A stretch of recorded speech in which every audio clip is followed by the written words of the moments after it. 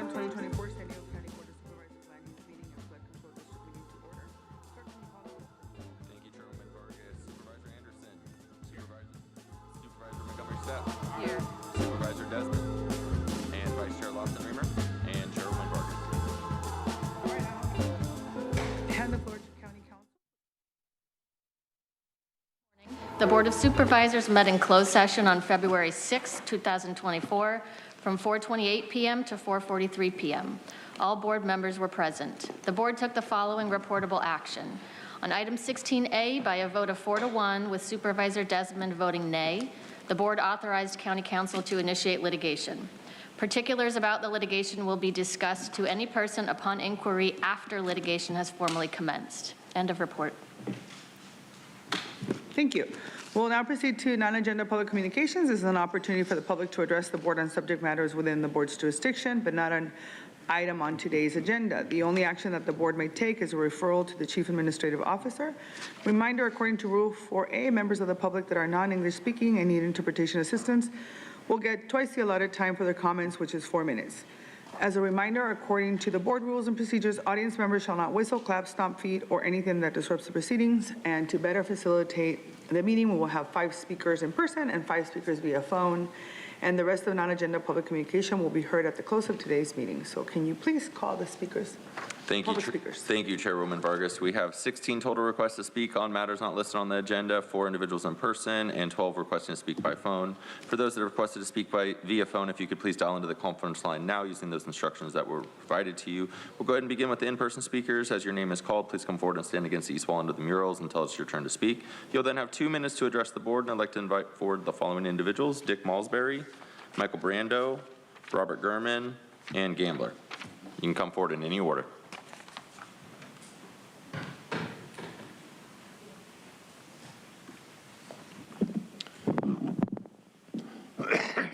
My name is Dick Malsbury. It's time to turn the spigot off on government wasteful spending.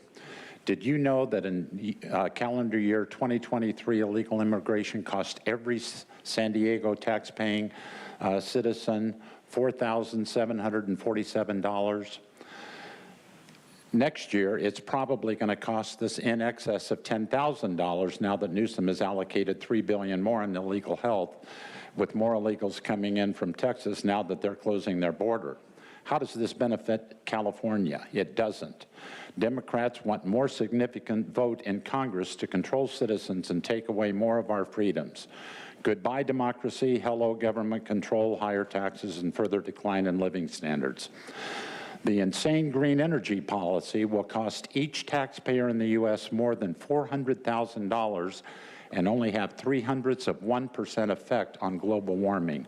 Why do you think San Diego Gas and Electric wants out of the energy production business? It's unaffordable.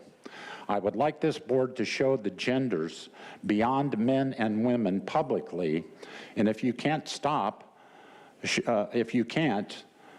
don't throw this down our throats and waste our money on this subject matter.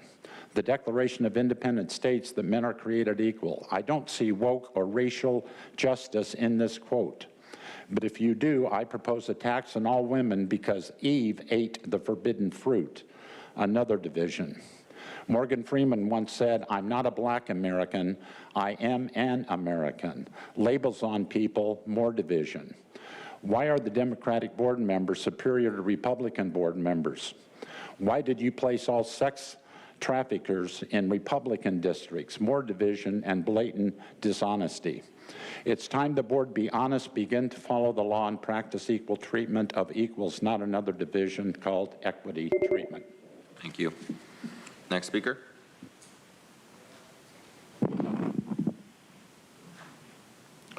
San Diego County Airports has 7 general aviation airports and 1 wannabe commercial airport.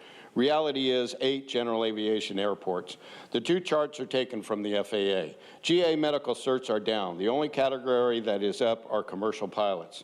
These statistics show the state of aviation in the U.S. San Diego County is even worse because our airports are old with short runways. Hence, they are hobby ports. Flight training used to be prevalent. Now, more and more carriers are training pilots in-house. Second slide shows a 20-year lease, not 50, for one of the larger companies of Gillespie. 20 is a standard. Please note the sentence, all monies generated at the airport stay at the airport. The question, where's the public's cut? The petition of the stakeholders and supported by the past administration, along with the FAA, it is their airport, and we are going to use it the way we want to. That's a quote by Cynthia Jesk, FAA frontline manager. Slide 3 shows the biggest and newest warehouse being built at Gillespie. Chestnut borrowed $91 million to build this 39-acre distribution center. The company must know who the tenant is. It also includes the availability of 70 acres of the old El Cajon Speedway site for parking lots for trailers. When the county changed the zoning of the Speedway site, county airports promised us a public park in return for this acreage. For 20 years we have been waiting. Maybe we should have gotten the airport's definition of a park because it looks like a parking lot for semi-trailers. Ooh. When was that presented to the public? Slide 4, this study was paid for by the FAA. Public use airports are notorious for using their own interpretation of prior decisions regarding airport land grabs. Costs would be paid for by the airport. Please audit our airports. It would be in the best interest of the public. Thank you.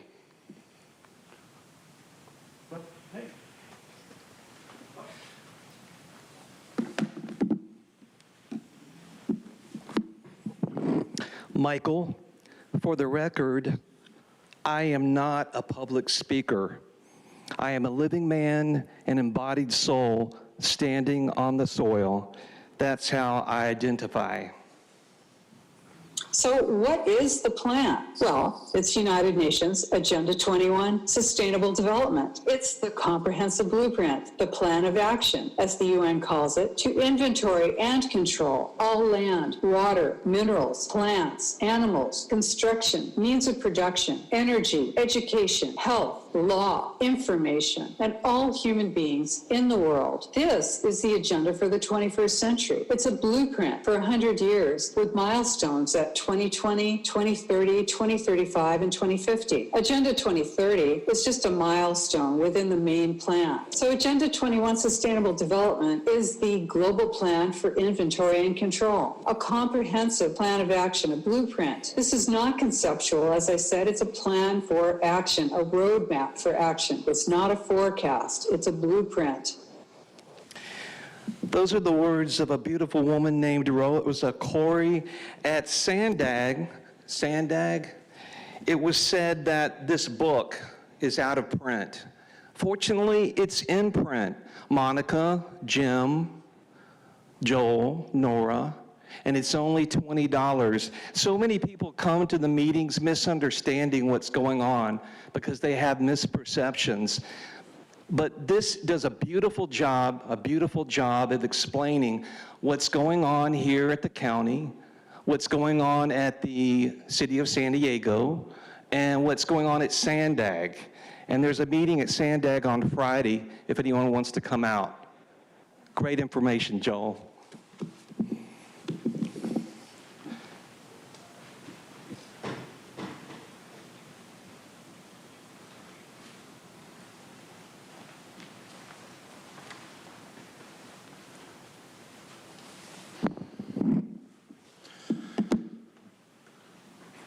Gambler here.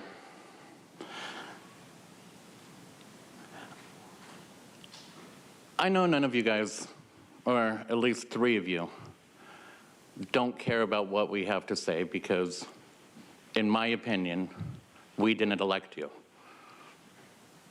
Organizations went out, collected ballots, filled out ballots, and turned them in. The registrar of voters turned around and counted them. I am glad to see that Joel recognizes the problem and he stopped many of the homeless camps going into his area. Unfortunately, Jim, being lazy, did not. I saw this yesterday.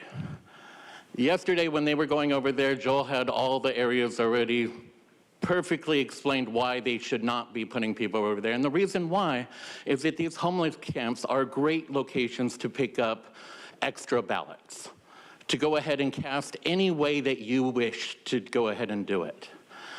Now, my moral code will not allow me to go ahead and collect enough ballots to kick you out, Nora.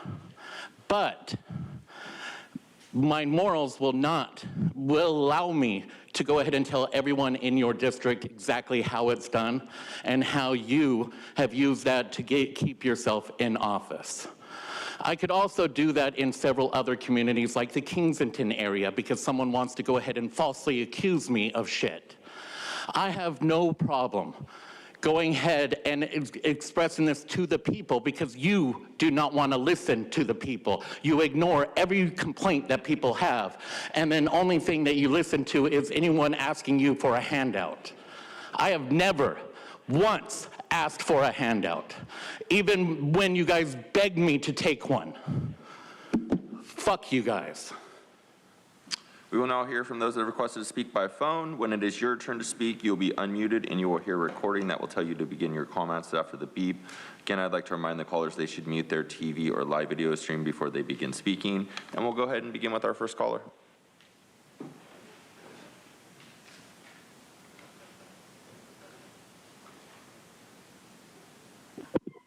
Good morning, Paul Bold here. I call it a 100-year flood, a 1,000-year flood, whatever. The sad truth is it happens when Mother Nature says, usually every 5 years or so. The sadder truth is that the county is not prepared. The county would rather spend money in other places. Road contracts with an exorbitant 20% contingency fee, flashy buildings, tattoo parlors. Sandag would rather spend money on Paco-fueled workshops, building highways that flood, pushing its tax plans, and other things than shoring up the infrastructure. Get a grip. Recent water closures for contamination, by the way, involve San Diego Bay, Peace Creek Pier, Sweetwater Channel, Pepper Park, and Bayside Park in Chula Vista. The problem is getting closer to home. While your actions on the TJ sewage thing, let alone the weather and climate thing as a whole, appear to be minimal, the problem in this county is getting worse. Bad for people from in town and out of town. Bad for business. Do you look forward really to the day when people do not want to go near the water here, downtown, National City, Chula Vista, as well as the beaches and TJ? Thanks for listening. Think about it. Thank you. We'll go to our next caller.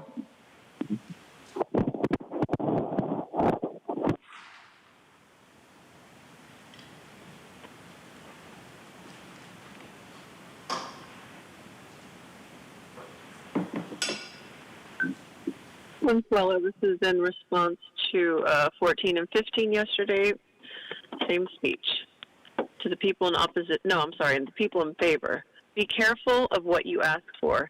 In honor of Black History Month, I will quote Huey P. Newton, Black Panther Party.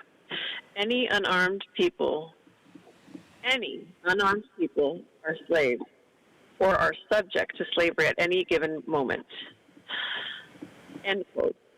America's gun problem is too few people carry one. It's true, you don't need 30 rounds to hunt, but the Second Amendment was not written in case the deer turn against us. Before becoming a parent, I never realized that one of the hardest things I would have to face is protecting my kids from the government. They are not after your guns, they are after you. Your guns are just in their way. Defiance, not obedience, is the American answer to any overbearing authority. When tyranny becomes law, rebellion becomes duty. And armed people are harder to oppress. The greatest weapon is not a gun or a bomb, it is a control of information. To control the world's information is to manipulate all the minds that consume it. So get off your knees already. Start paying attention to what this local government does and the real reasons why they do what they do. Again, be careful what you ask for. Thank you. We'll go to our next caller.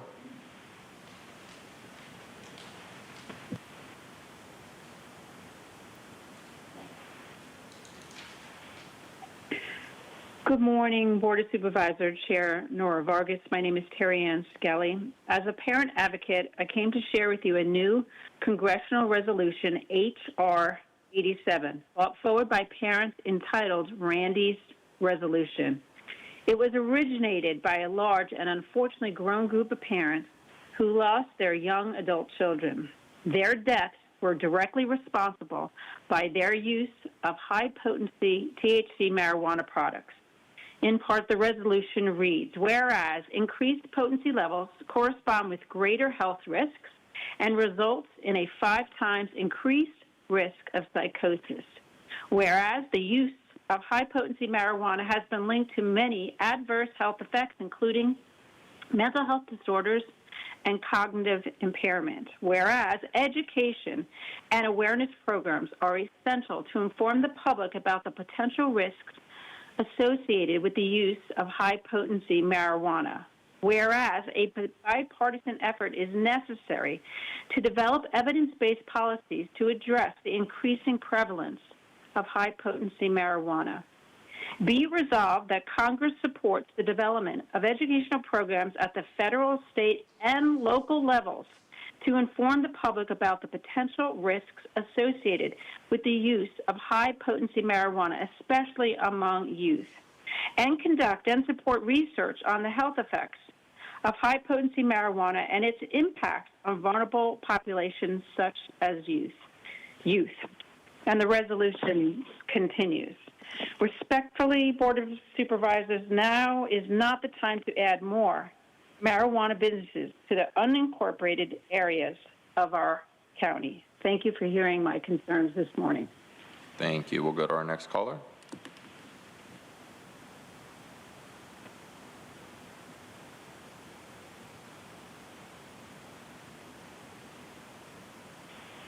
Barbara Gordon. As a public health advocate, I wanted to recognize February as Heart Health Month. We all need to take our heart health seriously, as high blood pressure is the most common underlying condition identified. We know the research regarding smoking tobacco is a major cause of high blood pressure, heart disease, and stroke. But did you also know that smoking marijuana is associated with those same problems? A Harvard research recently published in the Journal of American College of Cardiology found that people who smoke marijuana face a higher risk of dying of complications of high blood pressure than marijuana non-users. Most people with high blood pressure, known as hypertension, don't know they have it because there are no symptoms or warning signs. It has earned the nickname as silent killer. High blood pressure is preventable. Daily exercise, a healthy diet, no smoking of any kind, marijuana or tobacco, are the keys to keeping your blood pressure under control. I hope all will take the precautions that will keep our hearts healthy. The medical and scientific community, along with policymakers, need to do a better job communicating what is known about the health risk of smoking tobacco and marijuana. Thank you for letting me speak. Thank you. We'll go to our next caller.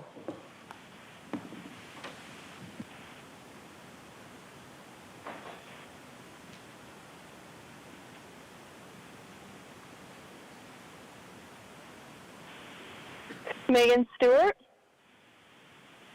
Good morning. My name is Megan Stewart. My education is in public health, and I have experience in social work. Today, I would like to expand on how marijuana use is causing psychosis and psychotic episodes among users, specifically when used in adolescents.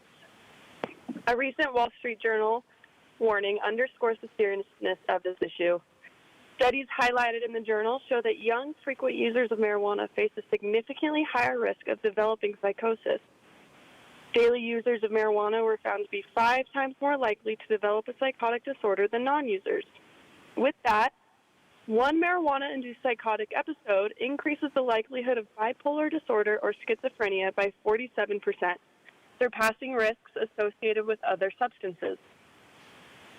It is important to note that this is not just a statistical or numerical concern. This is an issue in our own community, and I've seen this firsthand. I recently worked with a middle school student who believed marijuana would alleviate stress in his life, as is often advertised by the media. Unfortunately, as he began smoking marijuana, those around him were able to recognize that his marijuana use was only worsening his mental health challenges. He became much more volatile and was getting involved in multiple fights at school. His grades began to worsen. He was less involved with his friends and family and had a lot of trouble sleeping. In light of these trends and this heartbreaking story, I urge the board to consider the potential impact on our youth's well-being. Strengthening regulations, increasing public awareness, and prioritizing education about the risks associated with marijuana are crucial steps to safeguarding the mental health of our youth. Thank you for your attention. Thank you. And Chairwoman Vargas, that concludes the request for non-agenda public communication this morning. Again, all remaining speakers will be heard at the conclusion of today's session. Thank you.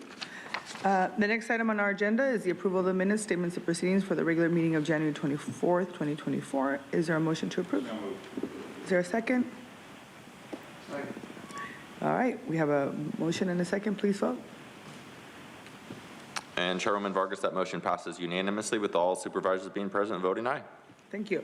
We'll now proceed with the formation of our consent calendar, items 1 to 2, and Flood Control District item 1. Members of the public will be able to comment on the consent calendar after the supervisors pull the items they would like for discussion.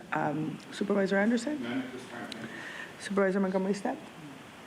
Supervisor Desmond? No, but I'm going to the consent calendar. Okay. Vice Chair Lawson-Weimer? No. Okay. Do you want to do a second?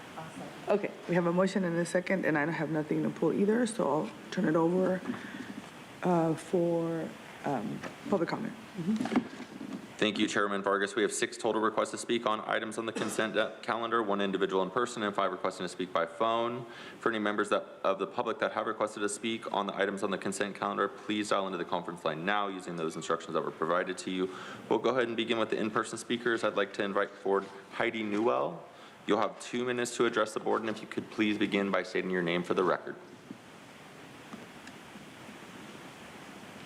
Hi, I'm Heidi. I lost everything in the flood on this 22nd. My home, every belonging, my retirement that I had that I sell online, my job, I still have my job, but I haven't been able to work because I have nowhere to leave my dogs.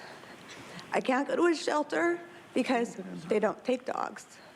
The ones that do take dogs, it just won't work. They're senior rescue dogs. They're staying in a hotel. I am in a hotel with them. And we have nothing. I'm paying for this out of my savings. My savings is going so fast because it's expensive and it's the cheapest place I can find. I went to an Airbnb that was more affordable and we got kicked out because my dogs barked. My home I was carried out by firefighters. My dogs were carried out by firefighters. The water went this high in my house. Everything was floating. I've lost everything from my contacts to my crock pot. I mean, everything is gone. I have nothing. I have 4 sweatshirts. The thing that makes me so mad is this could have been prevented had the city maintained the storm drains. It could have been prevented. I have nothing. I'm 56 years old and I don't have one thing. And it happened before last January and the city knew it was just my garage. I have a case with risk management that they've been working on for a year. No one will help me and this is not acceptable and I am so mad. And I am so broken. And my soul is crushed. And I need you guys to help me because no one will. Like, please help me. I'm going to get somebody from my team to come out and help you because we have coordinated with the San Diego Housing Commission and some other nonprofits to try to help you at least in the transition. And then the county is also working on the next steps to get longer term housing for folks who have been impacted. So somebody from my team will come out right now and help you. I know this, you live in the city of San Diego, but we'll help you and make sure that we try to, guide you in this process. Thank you, because going forward it's next to impossible because I lived in my home for 10 years. Like rent is just incredible for a single person. So I will. And I'm sorry for your loss. I have, thank you, because this is catastrophic. Yeah. I appreciate that, and thanks for listening. Thank you. We will now hear from those that request to speak by phone. When it's your turn to speak, you'll be unmuted, and you will hear a recording that will tell you to begin your comments after the beep. I'd like to remind the callers they should mute their TV or live video stream before they begin speaking. We'll go ahead and begin with our first caller.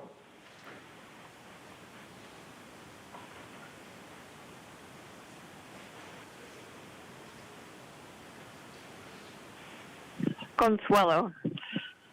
That's Heidi, Nora. I hope you follow through.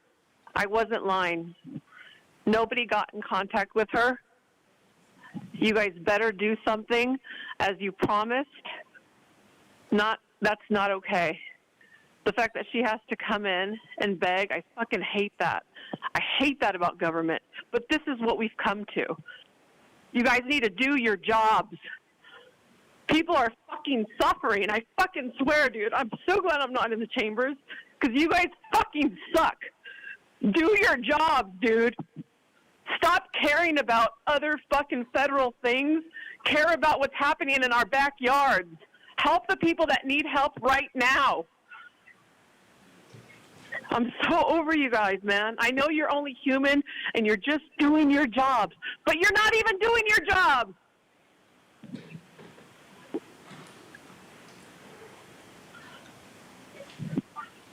Wake up! You on the dais, wake the fuck up!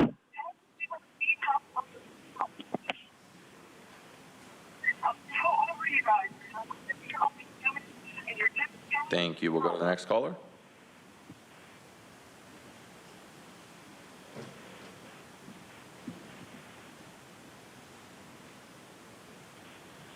Truth, and I have to follow that. Okay, item 1 is $20,000 for 4 road closures in Spring Valley with Cresta, Santee, and Casa de Oro. Most posed as collective punishment for fools using areas as dumping grounds, drug deal areas, and donut stunt areas. And speed limits reduced in Jamul and Rancho San Dieguito, despite the fact that decreasing speed limits has never been proven to increase traffic safety. The vehicle length restriction on Montezuma Valley Road is the only recommendation that really makes sense to keep big rigs off the road, but will it actually be enforced? Item 2, the Mount Helix Dry Bridge is in the National Bridge Inventory. Fun fact, in 2008, it was found that many records in that inventory were inaccurate. Anyways, Caltrans found rust spots on the steel girders of the bridge. Over $1 million federal debt dollars we put the cleaning and painting the girders. But I'm not sure how that counts as preventative maintenance more than it does a beautification project. Federal money for the project was approved in 2017, so it took 6 years to finally get around to begin using it. Government speed remains snail speed. And at this current snail pace, the bridge may be in complete disrepair before anything even gets fixed. I think Paul will be happy, though, that the contingency is less than 20% for once.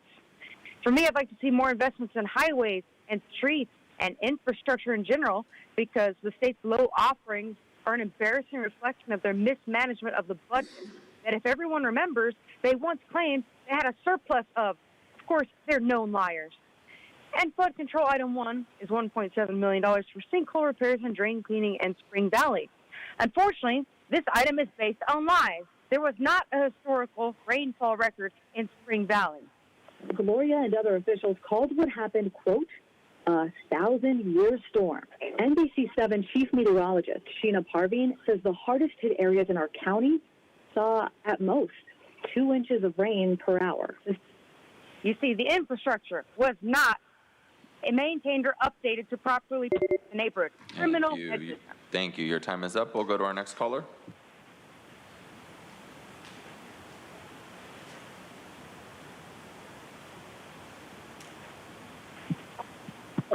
Yeah. Paul LeBeau. The county wants to close 4 roads for 100 feet, for a few hundred feet each. Not sure what is going on there, but I cannot tell from the documents that the road closure is actually justified. Apparently, the sheriff's department wants to install barriers, but it is unclear if this will stop the illegal activity. And 18 months, as requested, is a ridiculously long time for putting up the barriers. Then it is silly to amend a whole ordinance for using the speed limit on a few streets by 5 miles an hour, and I seriously doubt the police will stop anyone for 5 miles an hour. Then vehicle length. I did not say reason for the vehicle restriction in the board letter, but in attachment C, it says works larger than 60 feet or so, but the report actually says 45 and a half.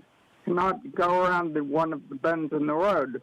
Not sure why this restriction was not implemented earlier.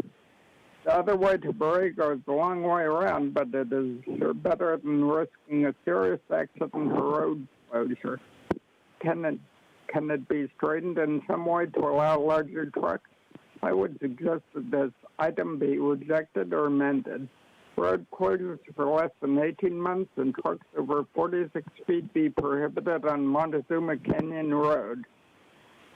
Number 2, if the original requested fixed bridge was in 2017, even if it were something that seemed innocuous, it should be done now before the rest causes metal erosion or fatigue. The county has too much deferred maintenance. A 15% contingency fee is high, though. I hope it's not reduced. Thank you. Your time is up. We'll go to our next caller.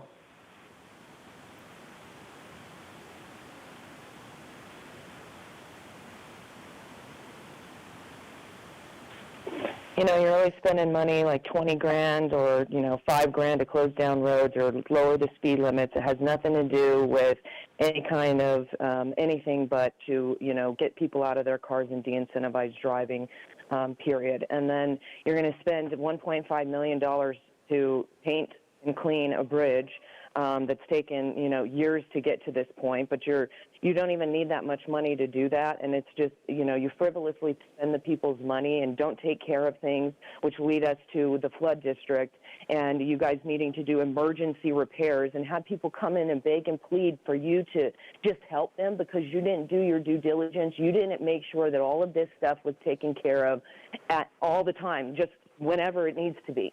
Not on an emergency basis, not having to spend, you know, $1.7 million to repair things that should have already been done. But you already have $10 million in ARPA funds that's just sitting there that you're trying to decide what to do with to help the people out. Well, I'm pretty sure that people coming in and begging you for help because they lost everything, that would be a good place to start. And not just sending them from here to there. Everybody in this county, from the cities or to you guys, to transit, to whatever, are failing miserably to the people. And we pay you to do this, and you know that you're doing it. But then you sit up there and you virtue signal like we're so great because we're helping them out. You shouldn't have let this happen. There are weather experiments going on above us at Cape and Saw that you guys should know about because it's happening, and you want to ignore it. You don't want to act like this is a 1,000-year storm. This is weather modification. They're doing it to us above our skies, and you're doing nothing about it but collecting emergency money so you can act like a freaking hero. It's ridiculous. People are suffering at your guys' hands, and you know it. You fucking know it. And you wonder why people are pissed off. You wonder why people beg and plead you to do. Thank you. Your time is up. We'll go to our next speaker.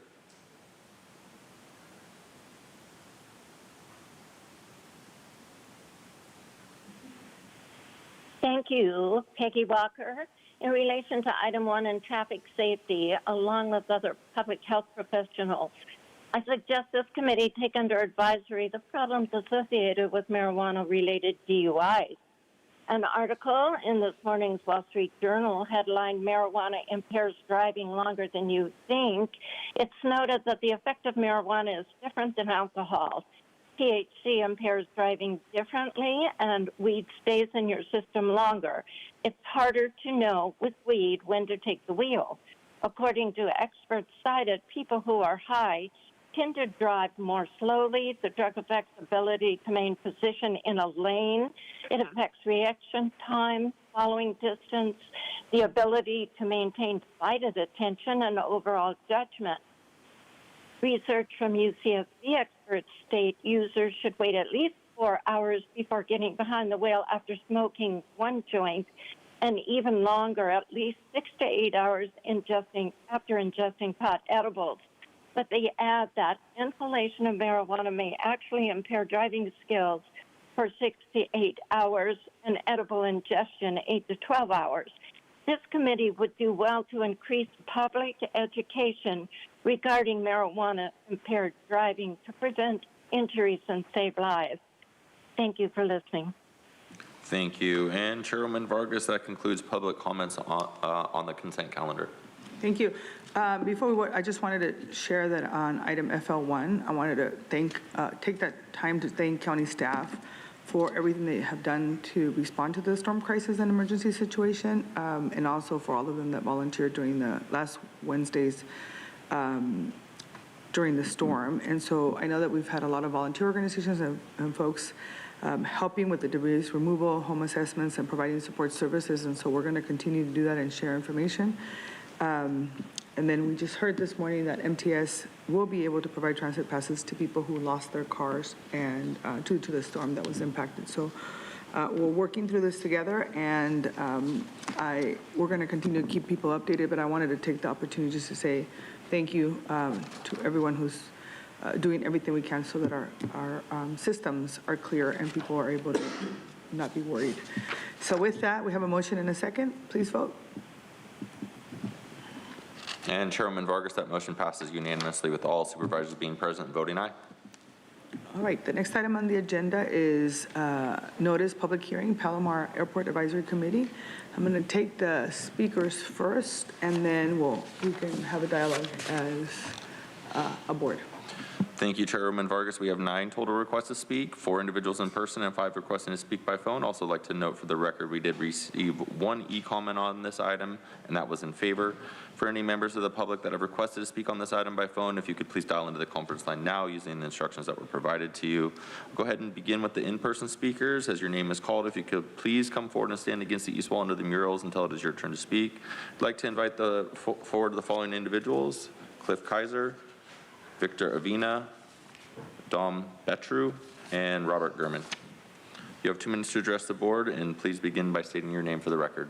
And Cliff, you'll have 5 since you're planning group chair.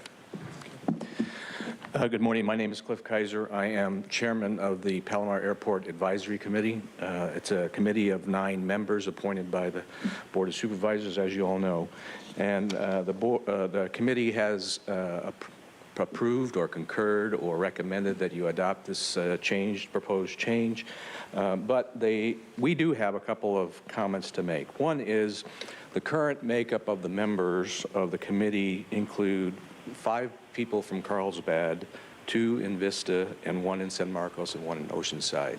So the current makeup of the committee already meets the proposed changes with regards to where the people reside, where the committee members reside. The other thing is that several of the members of the committee have extensive industry experience. They're either pilots, air traffic controls, retired military veterans, or airport property owners. So you have a lot of people there that really represent the community and the business interests and understand the flying community. The community does present to the committee oftentimes, more than any other subject, concerns about pilots or aircraft that deviate from the voluntary noise abatement program. And that's designed to keep the noise away from the community. And the committee has tried to address those and find out ways that we can alert those pilots or talk to those pilots. And there is an education program that's in place. And then this year, we've started the discussion about whether we can do some automated alerting to aircraft that deviate from the voluntary noise abatement program. There is one question that I think I know the answer to, but it's not entirely clear when the current member's term will expire. It's my understanding it'll expire in January 2027 when the current District 5 Supervisors is replaced and new nominations are put in place. But I would like clarification on the current membership longevity. Thank you. Do you have that information? Can you get that to him? Well, do you mind if let me have the public speakers and then we'll get to respond? Okay, I just want to make sure they get. I got you, Supervisor. Good morning. My name is Don Betro. I'm a resident of the city of Carlsbad.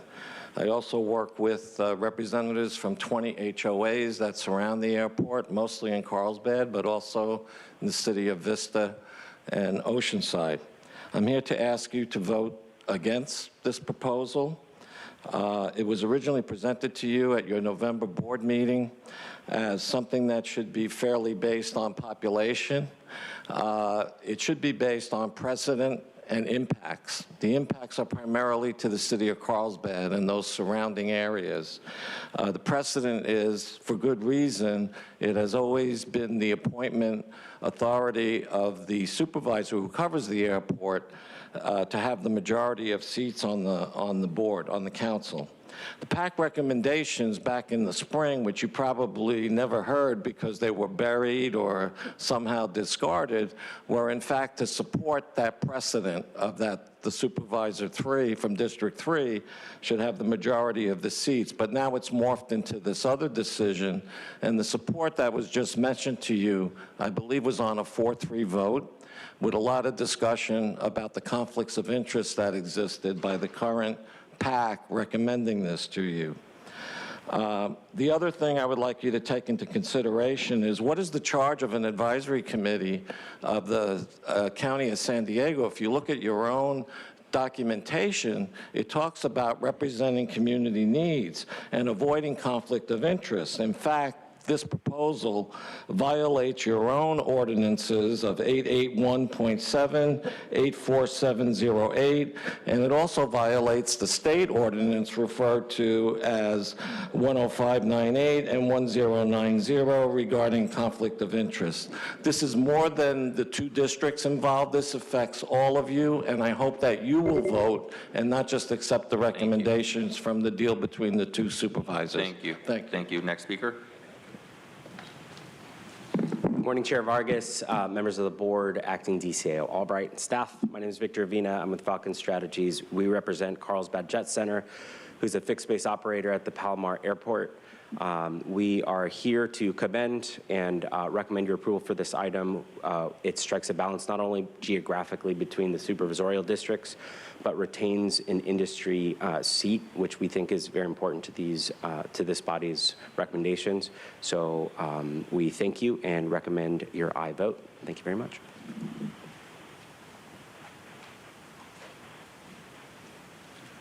Robert Gurman, Citizens Against Gillespie's Expansion Low-Flying Aircraft. Can I wait until the county has done their presentation, because they will probably answer my question? There won't be no presentation, sir. Feel free to go ahead and ask any questions. Okay, well, I'm in opposition to this. As the gentleman from Carlsbad actually said, and I'll put it in layman's terms, this setup is a self-dealing system. You have people that have businesses on the airport, and they want to sit on the committee to preserve their businesses. As one San Diego County Airport administrator told me when we were discussing a council person's remarks at the Gillespie Field Development Council, he's just here to save his business. Wouldn't you do the same? You have to, I mean, that's what the administration told me, because I'm trying to figure this system out. I have learned a lot, and as I said, it is a self-dealing system, San Diego County Airports. And you can't keep going on like this. The property's too valuable. It's impacting too many people's lives. And especially now that we have an endangerment finding of toxic material. So let's take a step back. Maybe the audit that I recommended prior might answer some questions, but it's not a viable system. Okay, thank you. Thank you. We will now hear from those that request to speak by phone. Again, when it's your turn to speak, you'll be unmuted. You'll hear a recording that will tell you to begin your comments after the beep. I'd like to remind the callers again, they should mute their TV or live video stream before they begin speaking, and we'll go ahead and begin with our first caller.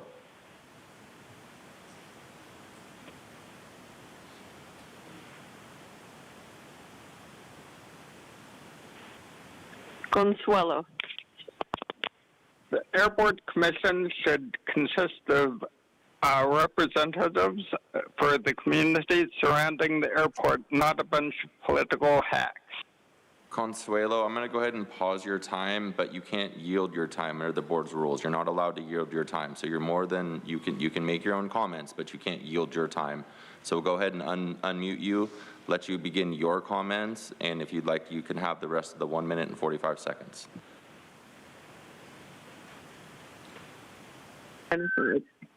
Hello? Go ahead and begin your comments. Oh, I just wanted to say ditto to everything that Robert Gurman said, and that Paul the Bold said, and that everybody so far has said. So listen to the people. Thank you. We'll go to our next caller.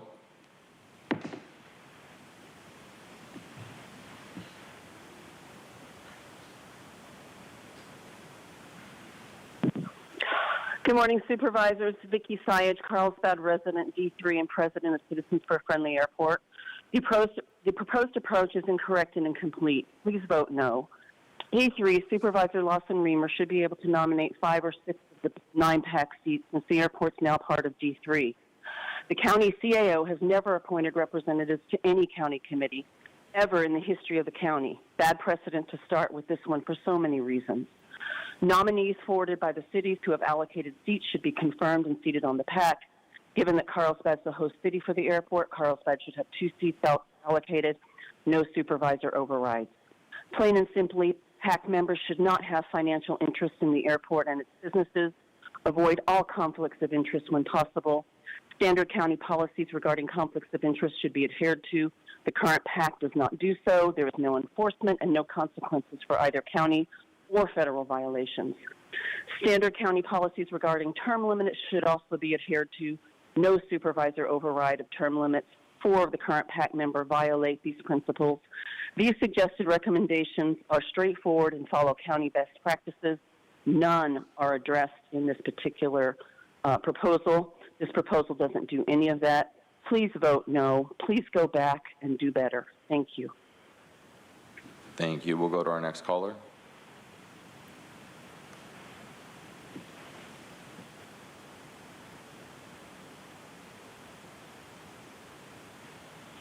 It's truth. Why airports aren't going anywhere. $72 million in taxes just from the single airport. I just thought Jim would appreciate hearing that, especially because it's cars currently on the tax chopping block, not airplanes, right, Nora? Here's a fun fact. The original Article XO was added to the ordinance before I was even born. The fun of being young. The Palomar Airport Advisory Committee was supposed to work on noise control of the airport, but the FAA made sure that ability was stolen right out of the hands of every local community so that we all suffer with airplanes all night, every night. So what's its purpose now? To tell people how it's going to expand and rake in more money. With 9 members from District 3 because of the corrupt political redistricting commission in 2022. Everything about the redistricting process was political in nature, including who was chosen to be on that commission in the first place. They had no problem splitting cultural communities and overtly splitting areas by political ideology, even when it was admitted that the districts were left with completely unbalanced numbers. And so here we are, in decline. Why would a member need to be chosen by Sarah? Does she have an expertise on the Palomar Airport Advisory Committee or live in the affected communities? And why would that member need to be an industry representative?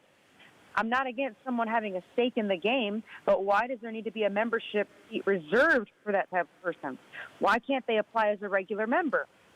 And it then becomes across as guaranteeing that at least one member may have an inherent bias in their decision-making regarding Palomar Airport. Even the CEO handpicked members' term running concurrent with Tara's term reeks of more potential political agenda game. Who came up with that and why? What legitimate purpose does that serve? Somebody needs to sell me hard on this ordinance amendment. Otherwise, I see it as more political maneuvering for airport money.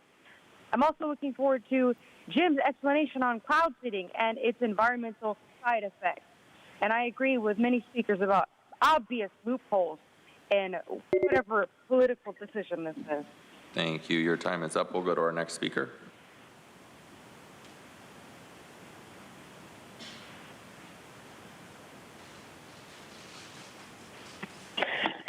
Yes, you know, with this, it's like, of course you guys don't want to, you know, get rid of any kind of airplane or anything like that because you guys have $72 million in tax revenue that you're getting, but it also generates $461 million in economic activity.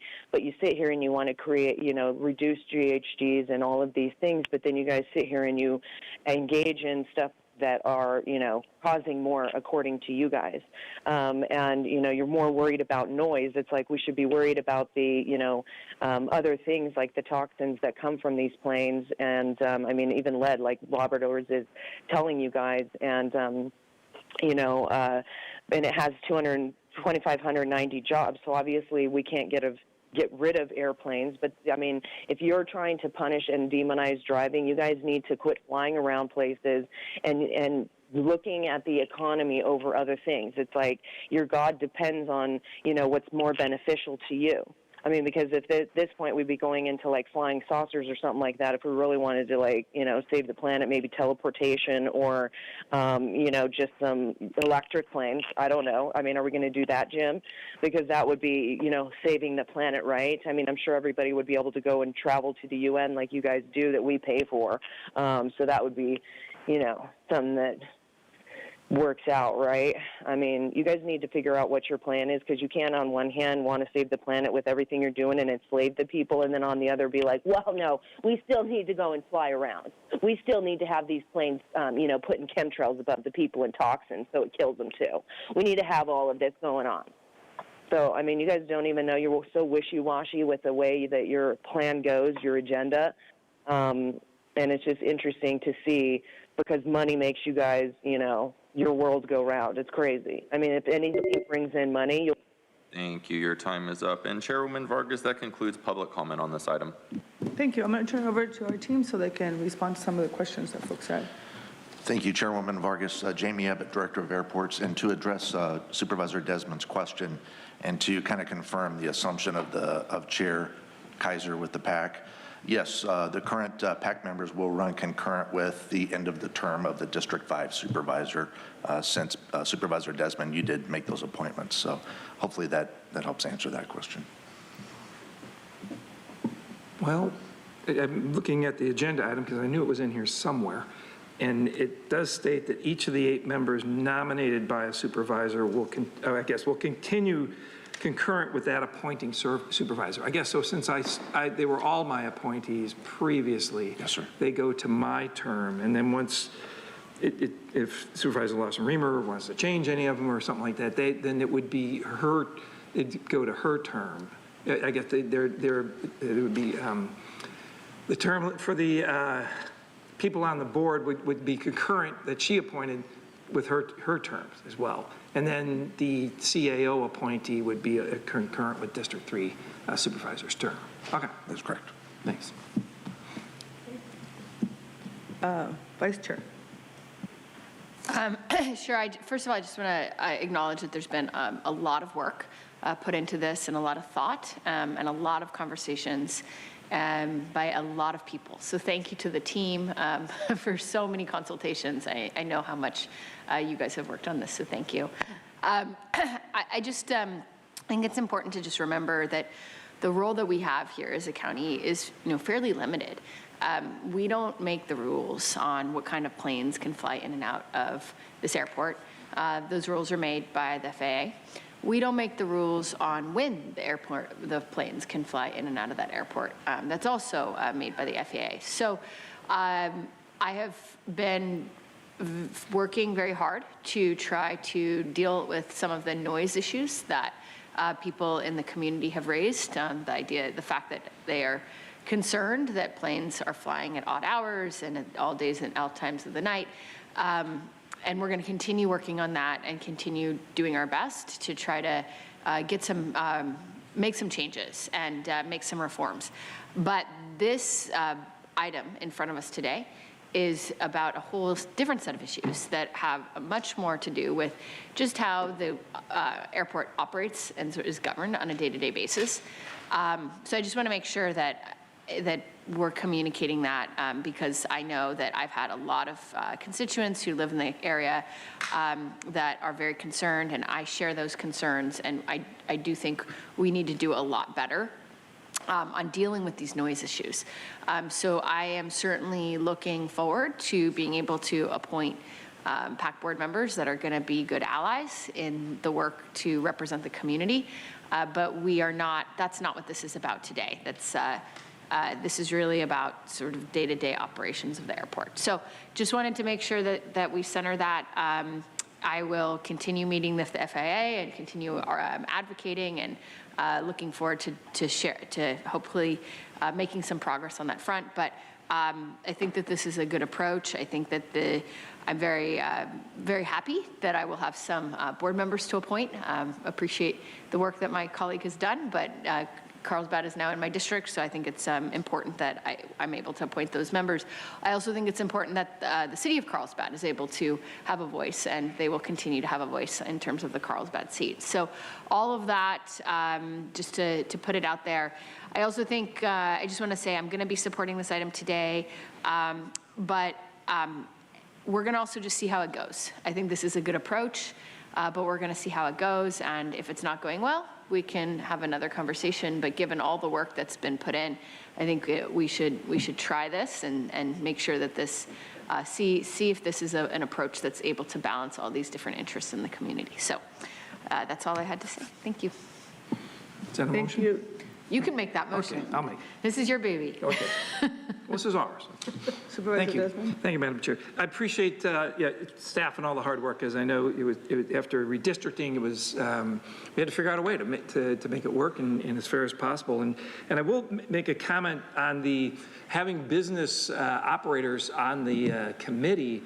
They want to stay in business, but they also want to be friendly to the neighborhood. And once the aircraft are in the air, it's the FAA's purview, and that's where really most of the noise complaints come from. And the FAA doesn't listen to advisory panels and things like that. They've got once you get airborne, if in aircraft not following the voluntary noise abatement program, which I was the chair of, and we put that together, trying to acknowledge or trying to adhere to some of the complaints that we were getting about noise. So we came up with that voluntary noise arrival and departure. And once you're airborne, the FAA says turn right, turn left, do whatever. They have that responsibility for air safety if they've got other traffic in the area or something else comes up. And once they do that, the aircraft operator has to do that. But by having aircraft operators on this committee, they get to hear directly then from the public of what's going on. They're the ones their pilots are the ones operating these aircraft. They're the ones you're going to have direct access to on this committee, so that your complaints go directly to those operators, and they're the ones that can better make adjustments to the noise complaints, and hopefully make something work. So I think it's kind of a good idea, because you got direct access to those that are the direct operators. So with that, I'll make a motion to approve this item 3 on the agenda. I'll second. Thank you. All right, with that, we have a motion and a second. Please vote. And Chairwoman Vargas, that motion passes unanimously with all supervisors being present, voting aye. Okay. We'll now go to non-agenda public comment. Clerk, can you please call the remainder of the public speakers? Thank you, everyone, for all the great work. Thank you, Chairwoman Vargas. We do have 7 requests to speak on matters not listed on the agenda, all come in via phone. So for those that have requested to speak via phone, if you could please dial into the conference line now with the instructions that were provided to you, and we will give you a moment to do so.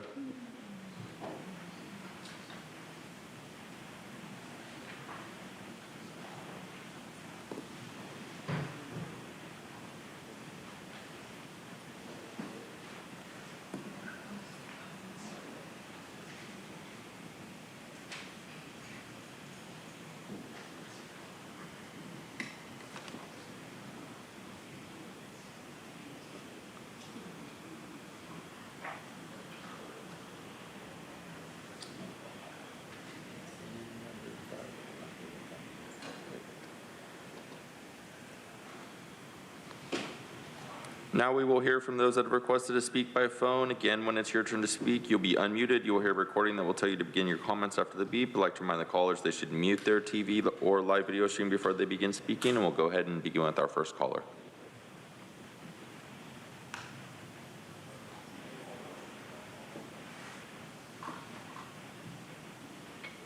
It's truth for the heart of steel, and I decided I really am Colonel Ann Hoiberg from the Women's Museum of California. Quote, Ann Hoiberg began working as a research psychologist at the Naval Health Research Center.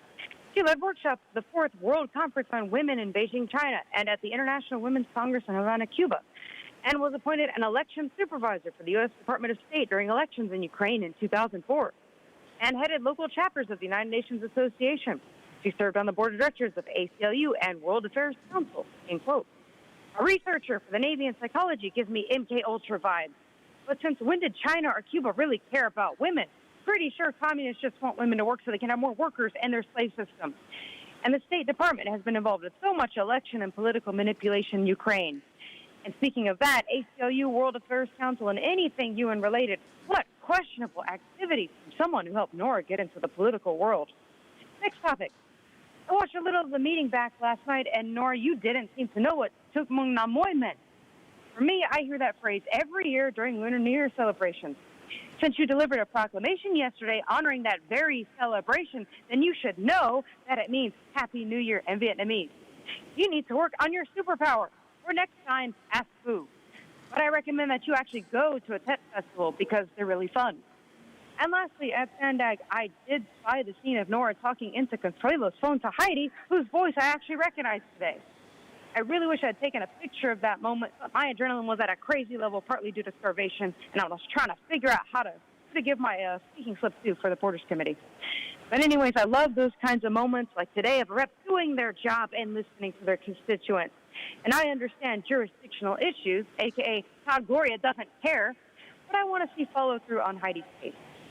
And Nora, for any potential meeting, have your people call my people, and you can pay for lunch. See you Friday if the metal detectors actually let me in, and if they don't. Thank you. Your time is up. We'll go to our next caller.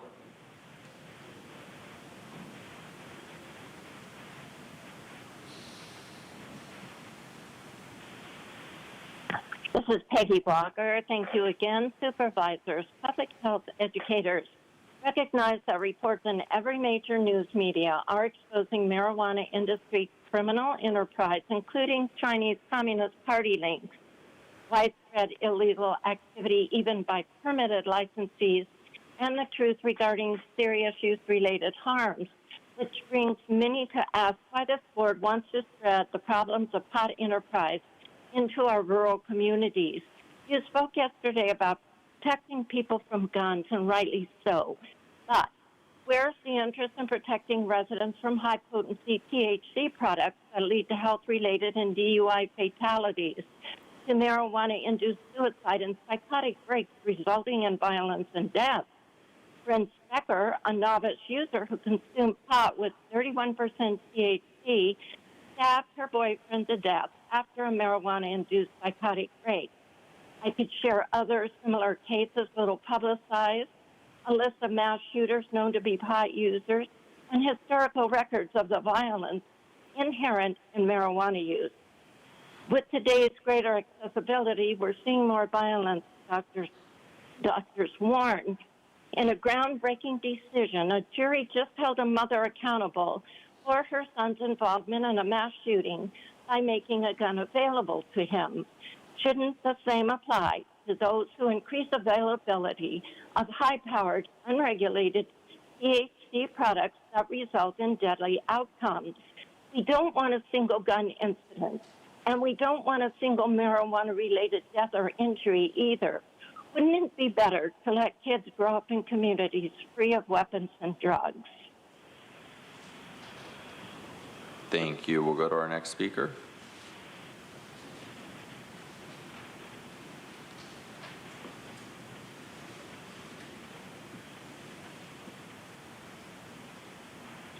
You know, it's interesting to attend these meetings and even, just listen to you guys talk. And so at Sandag a few weeks ago, they're talking about how there's going to be less people as time goes on. You'd think there'd be more because more people would be having babies and whatnot. But when the agenda is working and there is less people, it makes me wonder about this storm and how you guys allowed all this destruction. And, I mean, because you were using for COVID, right, and going like, oh, my gosh, it didn't help us with our GHGs. People still had to get out and drive. I mean, even though it did get rid of a lot of people, right? And the vaccines, too. That's really good. But it's interesting because it's like you guys know there will be less people. So in that, your agenda kind of goes in line with that to make sure that there will be less people. because when you don't take care of things like infrastructure and whatnot, and then you know a storm's coming and you won't even acknowledge the fact that there's weather warfare that's man-made going on above us, it's like you're pretty much ensuring that there's less and less people as the years go by. And it's sad to think because it's like you're still in line with that. Like, you guys are a puppet, and so you push all of this, but your life is not something that can't be taken as well, and it will be at one point. You're not like, God, and you're just, so at some point you guys will suffer something too, and I'm not saying at my hands or anybody else's, but just because, and you will, lose your life. So how important is it for you, to keep yours, and think about how others want to keep theirs, and how you are, facilitating the destruction of people's lives. And so, I mean, the karma will come upon you guys. So it's just interesting to hear you talk about it. It's like people's lives don't really matter, and then people will come in and want to talk to you about stuff, and you kind of just brush them off. Oh, no, I'll help you. I'm so sorry to hear that. So, yeah. Yep, your lives are on the chopping block, too, just like everybody else's. So, maybe you should turn away from what you're doing because you're engaging in some pretty... Thank you. Your time is up. And to note for the record, that caller was Audra. We'll go to our next caller.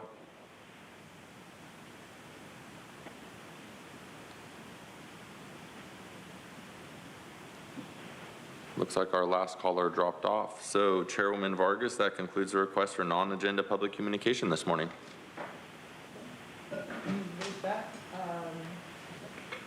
With that, our meeting is adjourned. The next regular meeting of the board will take place on Tuesday, February 27th at 9 a.m.